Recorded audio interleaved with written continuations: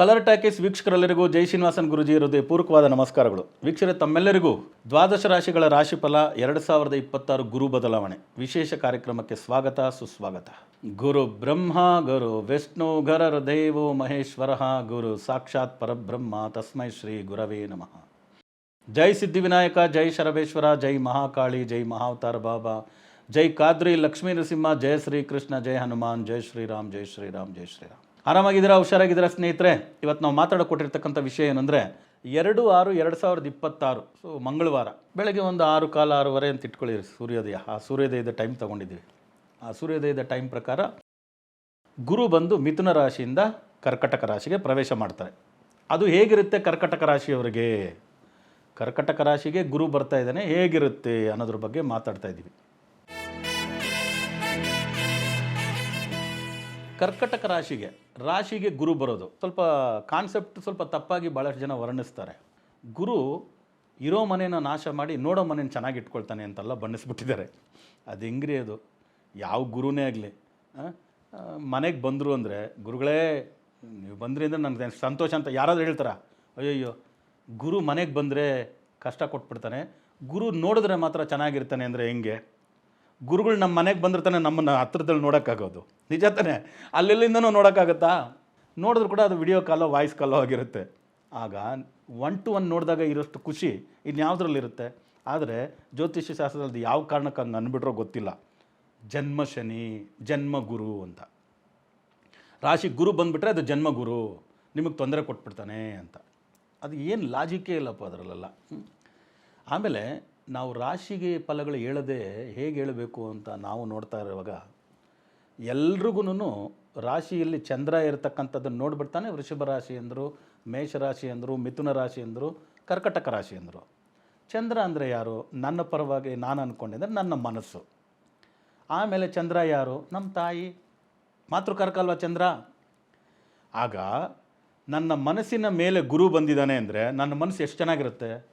ಸೂಪರಾಗಿರುತ್ತೆ. ಮುಂದೆ ಗುರಿ ಇದೆ, ಹಿಂದೆ ಗುರು ಏನಲ್ಲ, ಜೊತೆಲೇ ಗುರು ಅವನೇ ಅಂದರೆ ಇನ್ನೆಷ್ಟು ಖುಷಿ. ಗುರು ನನ್ನ ಮುಂದೆ ಗುರಿ, ನನ್ನ ಹಿಂದೆ ಗುರು ಇರೋವಾಗಲೇ ಕಾನ್ಫಿಡೆನ್ಸು. ಇಲ್ಲಿ ನನ್ನ ಜೊತೆನೇ ಗುರು ಇದ್ದಾನೆ ಅಂದರೆ ಇನ್ನೂ ಎಷ್ಟು ಕಾನ್ಫಿಡೆನ್ಸ್ ಬರುತ್ತೆ, ನಿಜ ತಾನೇ? ಆಮೇಲೆ ತಾಯಿ ಅಂದರೆ ಗುರು ಅಲ್ಲಿ ಬಂದ ಅಂದರೆ ತಾಯಿಗೆ ಒಳ್ಳೆ ಆಯುಷ್ಯು ಆರೋಗ್ಯ ಕೊಡ್ತಾನೆ, ಕೊಡ್ತಾನೆ. ನೋಡಿ ಕಾನ್ಸೆಪ್ಟ್ ಹೆಂಗಿದೆ ಅಂತ. ಇದೊಂದು ಕಾನ್ಸೆಪ್ಟನ್ನ ನಾವು ಜ್ಯೋತಿಷ ಕಲಿತಿರೋರು, ಆಮೇಲೆ ಜ್ಯೋತಿಷ ಪ್ರಾಕ್ಟೀಸ್ ಮಾಡ್ತಿರ್ತಕ್ಕಂಥವ್ರು ಅಹಂ ಅನ್ನೋದನ್ನು ಸ್ವಲ್ಪ ಬಿಟ್ಟು ಕೆಲವನ್ನ ಬದಲಾವಣೆ ಮಾಡೋದಕ್ಕೆ ಒಪ್ಕೋಬೇಕು. ನಿಜ ಅಲ್ವಾ? ಒಂದು ಕಾಲದಲ್ಲಿ ಇದ್ದಿದ್ದು ಎತ್ತಿನ ಗಾಡಿ, ಕುದುರೆ ಗಾಡಿನೇ.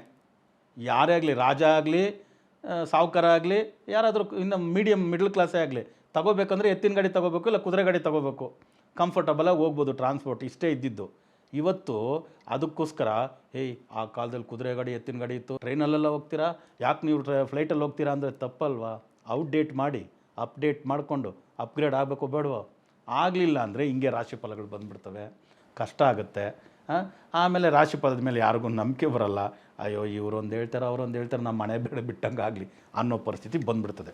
ಅದಕ್ಕೆ ನಾವು ಯಾವತ್ತೂ ಜ್ಯೋತಿಷ ಪ್ರಾಕ್ಟೀಸ್ ಮಾಡೋರು, ನಾನು 30 ವರ್ಷದಿಂದ ಪ್ರಾಕ್ಟೀಸ್ ಮಾಡ್ತಾಯಿದ್ದೀನಿ, ಹೆಮ್ಮೆಗೆ ಹೇಳ್ಕೊಳ್ಳೋದಲ್ಲ, ನಾನೂ ತಪ್ಪು ಮಾಡಬಾರ್ದು. ಈಗ 3 ವರ್ಷ ಆಗಿರ್ಬೋದು ನೀವು ಜ್ಯೋತಿಷ ಕಲಿತು ಫೀಲ್ಡಿಗೆ ಬಂದು, ಇಲ್ಲ 1 ವರ್ಷ ಆಗಿರ್ಬೋದು, ನೀವು ಕೂಡ ಆ ತಪ್ಪು ಮಾಡಬಾರ್ದು. ಒಂದು ಕಿವಿ ಮಾತು, ಒಂದು ಸೀನಿಯರ್ ಅನ್ನೋ ಒಂದು ಅಡ್ವೈಸ್ ಹೇಳ್ಕೊಂಡು ಕರ್ಕಟಕ ರಾಶಿಗೆ ಬರೋಣ. ಜನ್ಮ ಗುರು ಅನ್ನೋ ಪ್ರಾಬ್ಲಮ್ ಇಲ್ಲ, ಚಂದ್ರನ ಮೇಲೆ ಗುರು ಬಂದಂಗೆ ಲೆಕ್ಕ. ಅದರಿಂದ ಅದು ಒಳ್ಳೆಯದು. ನಿಮ್ಮ ಮನಸ್ಸು ಪ್ರಶಾಂತವಾಗಿರುತ್ತೆ ಈ ಗುರು ಬದಲಾವಣೆ.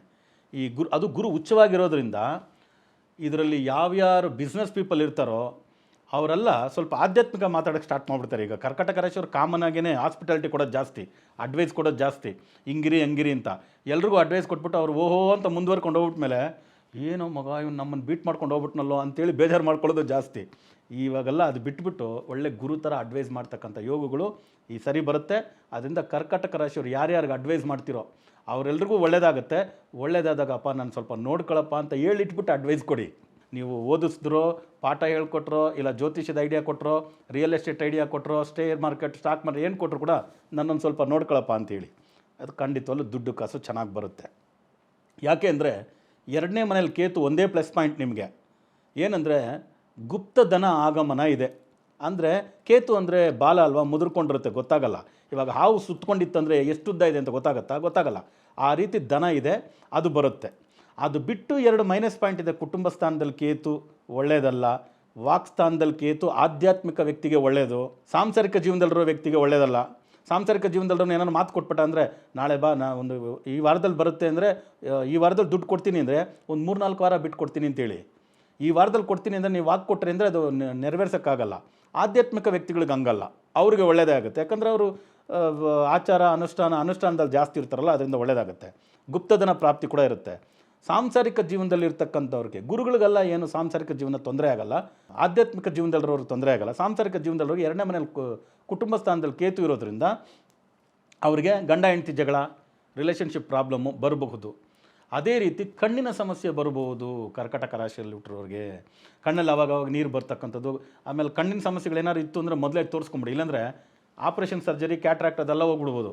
ಸೊ ಲಾಂಗ್ ಇದು ಸೈಟು, ಶಾರ್ಟ್ ಸೈಟ್ ಇದೆಲ್ಲ ಇದ್ದರೆ ಟ್ರೀಟ್ಮೆಂಟ್ ತೊಗೊಂಬಿಡೋದು ಉತ್ತಮ. ಸೊ ಪ್ಲಸ್ ಪಾಯಿಂಟ್ಸ್ ಇಷ್ಟೊಂದಿದೆ. ಮೈನಸ್ ಪಾಯಿಂಟ್ಗೆ ಹೋಗೋದೇ ಬೇಕಾಗಿಲ್ಲ. ಇನ್ನೊಂದು ಪ್ಲಸ್ ಪಾಯಿಂಟ್ ಹೇಳ್ಬಿಡ್ತೀನಿ ನೋಡಿ. 8ನೇ ಮನೇಲಿ ಕೇತು, ಅದೊಂದು ಸ್ವಲ್ಪ ಮೈನಸ್ ಪಾಯಿಂಟ್ ಇದೆ, ಅದು ಆಮೇಲೆ ಮಾತಾಡ್ತೀನಿ. 9ನೇ ಮನೇಲಿ ಶನಿ. 9ನೇ ಮನೆ ಅನ್ನೋದು ಭಾಗ್ಯಸ್ಥಾನ ಅಂತೀವಿ. ಭಾಗ್ಯಸ್ಥಾನದಲ್ಲಿ ಶನಿ 2.5 ವರ್ಷ ಹತ್ರ. ಸೊ ಈಗ ಗುರು ಬೇರೆ 1 ವರ್ಷ, ಅದರಿಂದ ಭಾಗ್ಯೋದಯ ಆಗುವ ಕಾಲ. ಕರ್ಕಟಕ ರಾಶಿಯವರಿಗೆ ಕಾಮನ್ ಆಗಿಯೇ ಜನರಿಗೆ ಜಾಸ್ತಿ ಸಹಾಯ ಮಾಡೋರು ಅನ್ನೋದ್ರಿಂದ ಕರ್ಕಟಕ ರಾಶಿಯವರು ಹೆಲ್ಪ್ ಮಾಡಿ ಅವ್ರಿಗೆ ನಡಿಬೇಕಾದಂಥ ಫಲಿತಾಂಶಗಳು ಸಿಕ್ಕಿಲ್ಲ ಅಂತ ಸ್ವಲ್ಪ ಬೇಸರಗೊಂಡಿರೋದು ಜಾಸ್ತಿ ಉಂಟು. ಆ ಬೇಸರದಲ್ಲಿ ಆವಾಗೆಲ್ಲ ಪ್ರಯತ್ನ ಮಾಡಿ ಸಾಕಾಯಿತು, ಇವಾಗ ಬಂದು ಗುರುಗಳು ಹೇಳ್ಬಿಟ್ಟವ್ರೆ, ಭಾಗ್ಯೋದಯ ಆಗುತ್ತಪ್ಪ, ಈ ವರ್ಷ ಪ್ರಯತ್ನ ಪಡುವಂಥ ಸಾಕಾಗ್ಬಿಟ್ಟಿದ್ದೀನಿ, ಫೆಡಪ್ ಅನ್ನೋದು ಬಿಟ್ಬಿಟ್ಟು ಈ ವರ್ಷ ಪ್ರಯತ್ನ ಇಟ್ಕೊಳ್ಳಿ. ಗುರು ಉಚ್ಚವಾಗಿದ್ದಾನೆ ರಾಶಿಯಲ್ಲಿ. ಹೇಗಿರುತ್ತೆ ಅಂದರೆ, ನೀವು ಅಂದ್ಕೊಂಡಿದ್ದ ಕನಸುಗಳೆಲ್ಲ ನನಸಾಗುತ್ತೆ. ಏನು, ನಾನು ಜಸ್ಟ್ 30/40 ಸೈಟ್ ತೊಗೊಳ್ಬೇಕು ಅಂತ ಅಂದ್ಕೊಂಡವನಿಗೆ 100/100 ಸೈಟ್ ಬಿತ್ತು ಅಂತ ಹೇಳಿದ್ರೆ ಲಾಟ್ರಿಯಲ್ಲಿ ಚಾನ್ಸಸ್ ಉಂಟು. ಮನೆ ಕಟ್ತಕ್ಕಂಥ ಯೋಗ ಉಂಟು. ಯಾಕಂದರೆ 12ನೇ ಮನೇಲಿ ಶುಕ್ರ ಬುಧ ಇದ್ದರೆ ಸಿಕ್ಕಾಪಟ್ಟೆ ಖರ್ಚು ಮಾಡ್ತಾರೆ ಅಂತಾಯಿತು. ಸಿಕ್ಕಾಪಟ್ಟೆ ಖರ್ಚು ಬರುತ್ತೆ ಅಂದರೆ ಹಣ ಬರಲೇಬೇಕಲ್ವಾ. ಹಣ ಬರದೆ ಹೆಂಗೆ ಖರ್ಚು ಮಾಡ್ತೀವಿ ನಾವು? ಹೆಂಗಿಂದ ಖರ್ಚು ಮಾಡೋಕ್ಕೆ ಸಾಧ್ಯ? ಲಕ್ಷ ಖರ್ಚು ಮಾಡಿದ್ದೀವಿ ಅಂದರೆ ಏನು, ಖಂಡಿತವಾಗ್ಲೂ ಲಾಭ ಬರುತ್ತೆ. ಅದರಿಂದ ವ್ಯಾಪಾರಸ್ಥರಿಗೆ ಭಾರಿ ಒಳ್ಳೆಯದಾಗುತ್ತೆ. ವ್ಯಾಪಾರಸ್ಥರು ದುಡ್ಡು ಕಾಸು ಚೆನ್ನಾಗಿ ಮಾಡ್ತಾರೆ. ಸೊ ಇನ್ನು ಸ್ಟೂಡೆಂಟ್ಸ್ ವಿಷಯಕ್ಕೆ ಫಸ್ಟಿಂದ ಸ್ಟಾರ್ಟ್ ಮಾಡ್ಕೊಂಡು ಹೋಗೋದಾದರೆ, 4ನೇ ಅಧಿಪತಿ ಶುಕ್ರ ಬುಧ 12ನೇ ಮನೇಲಿ ಇರೋದು. ಅದರಿಂದ ಎಜುಕೇಷನಲ್ಲಿ ಇರ್ತಕ್ಕಂಥ ಸ್ಟೂಡೆಂಟ್ಸು ಸ್ವಲ್ಪ ತೊಂದರೆಗಳಿಗೆ ಒಳಗಾಗ್ಬೋದು. ಯಾರು ಹೆಚ್ಚಾಗಿ ತೊಂದರೆಗಳಿಗೆ ಒಳಗಾಗ್ಬೋದು ಅಂದರೆ, ಕಾಮನಾಗಿ 1ನೇ ಕ್ಲಾಸ್ ಹುಡುಗಂದೆಲ್ಲ ಪ್ರಾಬ್ಲಮ್ ಇಲ್ಲ. ಈ SLC PUCಗೆ ಹಾರ್ಮೋನ್ ಚೇಂಜ್ ಆಗೋದು. ಆಮೇಲೆ ಇನ್ನು ವರ್ಕು ಕ್ಯಾಟಗರಿ, ಬಿಸ್ನೆಸ್ ಪೀಪಲ್ ಚೆನ್ನಾಗಿರುತ್ತೆ ಅಂತ ಹೇಳ್ಬಿಟ್ಟಿದ್ದೀನಿ ಆಲ್ರೆಡಿ. ಇನ್ನು ವರ್ಕು ಕ್ಯಾಟಗರಿಯಲ್ಲಿ ಇರ್ತಕ್ಕಂಥವ್ರಿಗೆ private sector no problem. Government ಸೆಕ್ಟರ್ಗೆ ಆಲ್ರೆಡಿ ದ್ವಾದಶ ರಾಶಿಗಳಿಗೂ ಒಂದೇ ಫಲ ಹೇಳ್ಬಿಟ್ಟಿದ್ದೀವಿ. ಗೌರ್ಮೆಂಟ್ ಸೆಕ್ಟರ್ ಭಾರಿ ಹುಷಾರಿರಬೇಕು ಅಂತ. ಆಮೇಲೆ ಕರ್ಕಟಕ ರಾಶಿಯವರು ಅಧಿಪತಿ ಬಂದು ಚಂದ್ರ ಅಂದರೆ ಮಾತೃಕಾರಕ. ಇವರೊಂಥರ ನಿಂದು ತಾಯಿ, ಅದ್ಯಾವುದೋ ಹಾಡು ಬರುತ್ತಲ್ಲ ಸಿನಿಮಾದ, ನಿಂದು ತಾಯಿ ಗುಣ ಅಂತ ಅಂದಂಗೆ ಇವರು ತಾಯಿ ಗುಣ. ಯಾವತ್ತಾಗಲಿ ನಿಂದು ಅಪ್ಪಂದು ಗುಣ ಅಂತ ಹೇಳಿದ್ರೆ ಸಂತೋಷ. ಅಪ್ಪನ್ನ ಯಾಮಾರಿಸಿರೋದು ಕಮ್ಮಿ, ಅಪ್ಪನ ಯಾಮಾರ್ಸೋಕ್ಕೂ ಆಗಲ್ಲ, ಅವ್ನು ಸ್ಟ್ರಿಕ್ಟೇ. ಆದರೆ ಅಮ್ಮನ್ನ ಯಾಮಾರಿಸ್ಬಿಡ್ಬೋದು. ಎಲ್ಲೆಲ್ಲಿ ಡಬ್ಬಿಯಲ್ಲಿ ದುಡ್ಡಿಟ್ಟಿದ್ದಾರೆ ಎತ್ಕೊಂಡು ಹೋಗ್ಬಿಡ್ಬೋದು, ಅದಮ್ಮ ಇದಮ್ಮ ಅಂತ ಹೇಳ್ಬಿಟ್ಟು. ಹಾಗೆ ತಾಯಿ ಗುಣ ಇರೋದ್ರಿಂದ ನಿಮ್ಮನ್ನು ಡಿವಿಯೇಷನ್ ಮಾಡ್ಬೋದು. ಅಧಿಕಾರಿಗಳನ್ನ ನಮ್ಮಲ್ಲಿ ಭಾಳ ಜನ ಹೊಗಳ್ತಾರೆ ಕೆಲಸ ಮಾಡಿಸ್ಕೊಳ್ಳೋಕ್ಕೆ.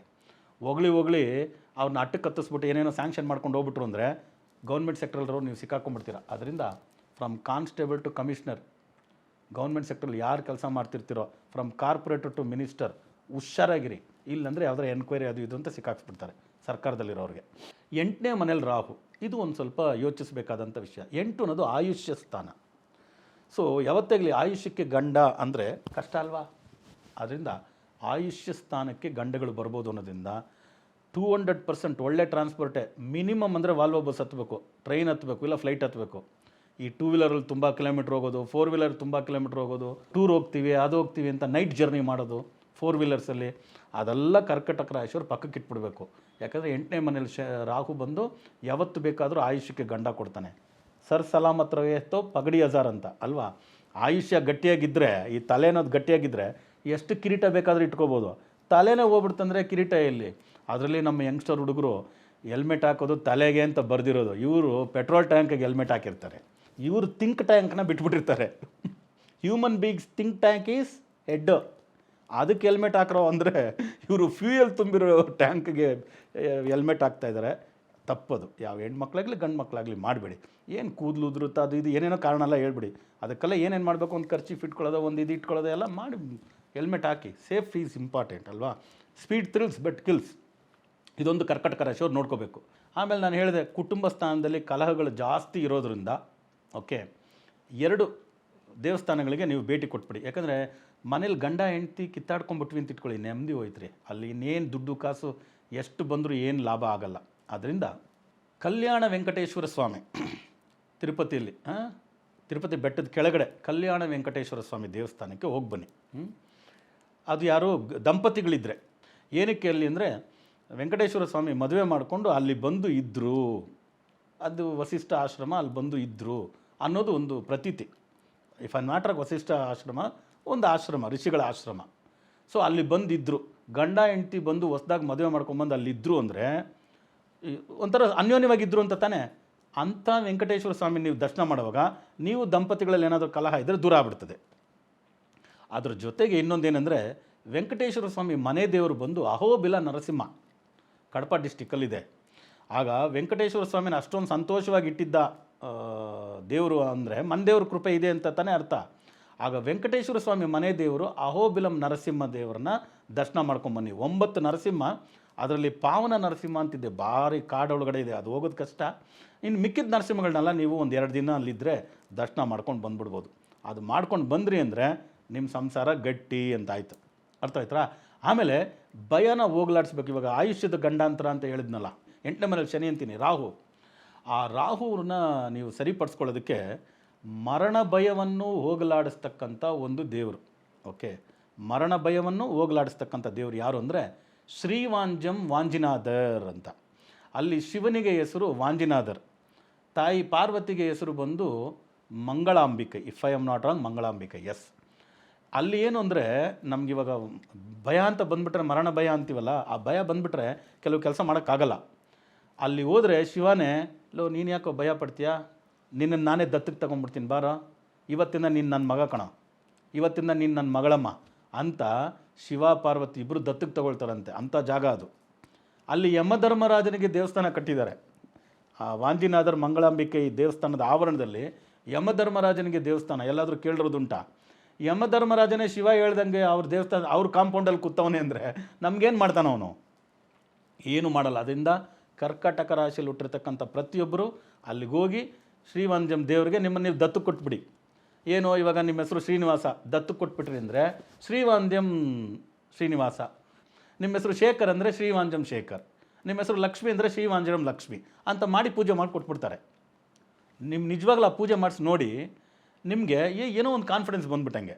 ಯಾವ್ದು ಯಮಧರ್ಮರಾಯನ ನನ್ನೇನು ಮಾಡೋಕ್ಕಾಗಲ್ಲ, ಆಯುಷ್ ಸ್ಥಾನದಲ್ಲಿ ರಾಹು ಇದ್ದರೆ ಏನು, ಯಾರಿದ್ರೆ ಏನು ಅನ್ನೋ ಧೈರ್ಯ ನಿಮಗೆ ಬಂದ್ಬಿಡುತ್ತೆ. ತಪ್ಪದೇ ಇದನ್ನು ಮಾಡಿ. ಅದ್ರ ಜೊತೆಗೆ ಮಹಾಮಂತ್ರ ಏನು, ಓಂ ಶ್ರಾಂ ಶ್ರೀಂ ಶ್ರೌಂ ಸ ಚಂದ್ರಾಯ ನಮಃ, ಚಂದ್ರನ ಮಹಾಮಂತ್ರ. ನಿಮ್ಮ ರಾಶಿ ಅಧಿಪತಿ ಚಂದ್ರ ಅಲ್ವಾ? ಈ ಮಂತ್ರನ ವಾಕಿಂಗ್ ಮಾಡ್ತಿದ್ದೀರಾ, ಟ್ರಾವೆಲ್ ಮಾಡ್ತಿದ್ದೀರಾ, ಎಲ್ಲೋ ಅಪಾಯಿಂಟ್ಮೆಂಟ್ ವೆಯ್ಟ್ ಮಾಡ್ತಿದ್ದೀರಾ, ಎಷ್ಟು ಬಾರಿ ಆಗುತ್ತೋ ಅಷ್ಟು ಬಾರಿ ಜಪ ಮಾಡಿ ನೋಡಿ. ಈ ವರ್ಷ ಭಾರಿ ಸೂಪರಾಗಿರುತ್ತೆ, ಚೆನ್ನಾಗಿರ್ತೀರ. ಇನ್ನೂ ಹೆಚ್ಚು ಹೆಚ್ಚು ಒಳ್ಳೆಯದನ್ನು ನಿಮಗೆ ಕೊಡಲಿ ಭಗವಂತ. ಏನೇ ಕೆಟ್ಟದ್ದಿದ್ರೂ ಅದನ್ನು ಕಡಿಮೆ ಮಾಡಲಿ ಅಂತ ನಾವು ಸಿದ್ಧಿವಿನಾಯಕ ಚರಬೇಶ್ನಲ್ಲಿ ಪ್ರಾರ್ಥನೆ ಮಾಡ್ತಾ ಮತ್ತೆ ಹೊಸ ವಿಡಿಯೋಗಳೊಂದಿಗೆ ತಮ್ಮನ್ನು ಭೇಟಿ ಮಾಡ್ತೀನಿ. ಅಲ್ಲಿವರೆಗೂ ಹುಷಾರಾಗಿರಿ, ಆರಾಮಾಗಿರಿ ಅಂತ ಹೇಳ್ತಾ ತಮ್ಮಿಂದ ಬಿಡುಗಡೆ ತಗೊಳ್ತಿರೋದು ತಮ್ಮೆಲ್ಲರ ಜಯ ಶ್ರೀನಿವಾಸನ್ ಗುರೂಜಿ. ಲೋಕ ಸಮಸ್ತ ಸುಖಿನೋ ಭವಂತು, ಸರ್ವೇ ಜನ ಸುಖಿನೋ ಭವಂತು, ವಸುದೈವ ಕುಟುಂಬಕಂ.